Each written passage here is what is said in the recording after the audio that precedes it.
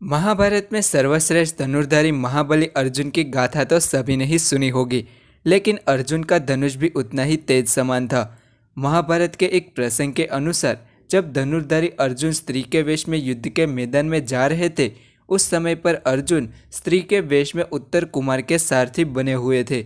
रथ हाँकते समय उत्तर कुमार अर्जुन से बोलते हैं, हे बृहन्नले, जहाँ सभी कौरव योद्धा है वहाँ पर हमारा रथ ले चलो।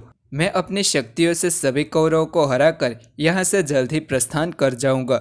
ये बात सुनते ही अर्जुन रथ को लगाम देकर उसका वेग और भी बढ़ा देता है। और तब उत्तर कुमार दूर से ही सभी कौरव सेना को देख रहे थे, जो समुद्र के समान विशाल क्षेत्र में खड़ी हुई थी।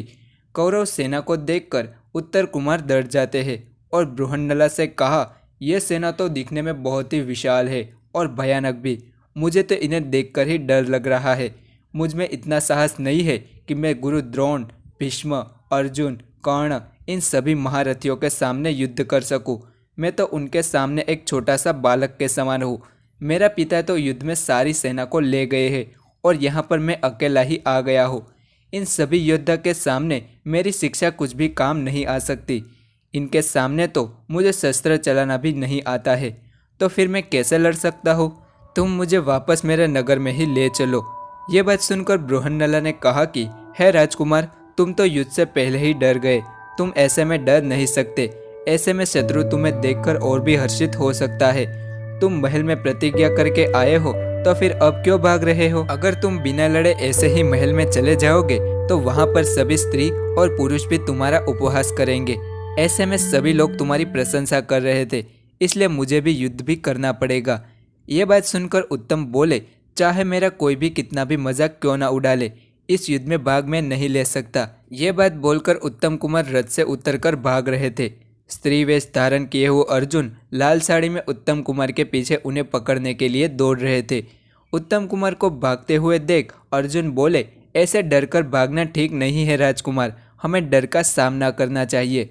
दूसरी तरफ खड़ी हुई कौरव सेना ये दृश्य को आराम से देख रही थी और हंस भी रही थी। इस प्रकार से कौरव सेना आपस में बात भी कर रही थी कि यह स्त्री वेश में कौन है। इसकी काया तो बिल्कुल ही अर्जुन के समान है और इसकी भुजाएं भी बिल्कुल अर्जुन जैसी ही दिखाई पड़ती है। कौन ऐसा वीर है जो इतनी बड़ी सेना के सामने अकेले ही आ गया है।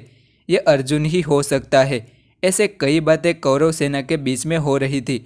दुर्योधन ने ये बातें सुनकर अहंकार से कहा कि आज अर्जुन जैसा महायोद्धा भी हमें हरा नहीं सकते। अगर कोई दूसरे वेश में भी आ गया तो मैं भी उसे अपने बाणों से मार दूंगा। दूसरी ओर अर्जुन भागते हुए उत्तम को पकड़ लेते हैं और उत्तम ने विलाप करते हुए कहा कि हे बृहन्नले, तुम मुझे छोड़ दो, मैं युद्ध नहीं कर सकता। मैं तुम्हें सुवर्ण, रथ, हाथी ये सभी वस्तुएं दे दूंगा, बस मुझे कृपा करके छोड़ दो। परंतु फिर भी अर्जुन ने उत्तम कुमार को उठाकर रथ के पास ले गए और अर्जुन ने कहा कि अगर तुम्हें युद्ध नहीं करना है तो मैं करूँगा, परंतु तुम्हें मेरा सारथी बनना पड़ेगा। दूसरी ओर कौरव पक्ष के महान योद्धा भीष्म और गुरु द्रोण को अलग ही सूचना मिल रही थी। युद्ध के मैदान में जोरों शोरों से हवा चल रही थी। काले बादल अचानक से लग गए थे। सभी दिशा में जैसे अग्नि जल उठी है। घोड़े जोर जोर से आवाजें कर रहे थे। ये बात देखकर द्रोण ने सारी सेना को आदेश दिया कि सभी सैनिक और योद्धा अपना ध्यान रखें, कभी भी अचानक से युद्ध शुरू हो सकता है। फिर द्रोण ने पास में ही खड़े हुए भीष्म से कहा कि हे भीष्म, जो इंद्र के पुत्र है, जिनका नाम एक वृक्ष के समान है, जैसा वातावरण अभी दिख रहा है, ऐसा लग रहा है कि अवश्य ही महान धनुर्धारी अर्जुन स्त्री के वेश में आ रहे हो। अर्जुन देवता और दुश्मनों के सामने कभी भी युद्ध किए बिना पीछे नहीं हटते। इस तरीके से यहाँ पर अकेला आने का साहस केवल अर्जुन ही कर सकता है। भीष्म, मुझे यहाँ पर ऐसा कोई भी नहीं दिखता है जो अर्जुन का सामना कर सके। इस तरीके से द्रोण ने अर्जुन की प्रशंसा की। वहाँ नज़दीक खड़े हुए कर्ण ने ये बातें सुनकर कहा कि आप तो हमेशा ही अर्जुन के गुणों की प्रशंसा करते रहते हैं। मैंने भी स्वयं गुरु परशुराम जी से धनुर्विद्या की शिक्षा प्राप्त की है। इसी बात को लेकर कर्ण ने अर्जुन को अपने से नीचा दिखाते हैं। ये बात सुनकर दुर्योधन बोलते हैं कि यदि ये अर्जुन है तो मेरा काम तो और भी आसान हो गया। ये पांडव फिर से 12 वर्षों तक वन में भटकेंगे।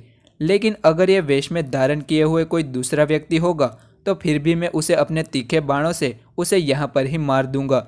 दुर्योधन की इसी बात को सुनकर सभी लोग दुर्योधन की प्रशंसा करते हैं। युद्ध की दूसरी ओर अर्जुन उत्तम कुमार के साथ समी वृक्ष के पास पहुंचकर उत्तम कुमार को कहा कि हे राजकुमार, तुम्हें यह वृक्ष पर चढ़कर वहां पर रखे धनुष को उतारना पड़ेगा।